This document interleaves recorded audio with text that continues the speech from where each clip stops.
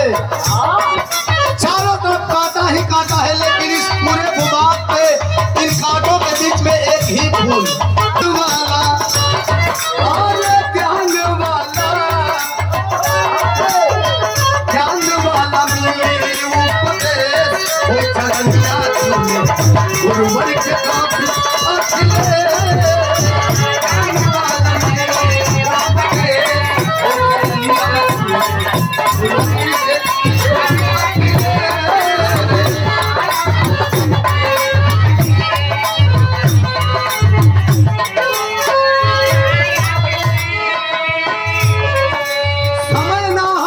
महिमा कितना बखानल जाए, खत्म ना हो आखिरी भाव का।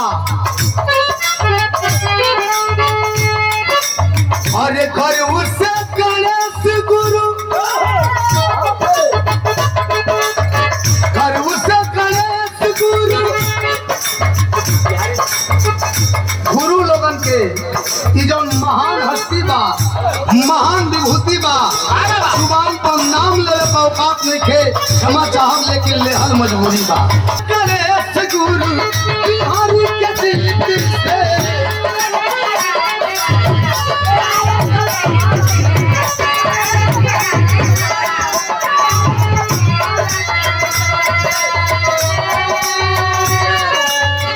अरे गर्व से गणेश गुरु, अरे बिहारी के जीत से, अरे खेलावन के रीत से,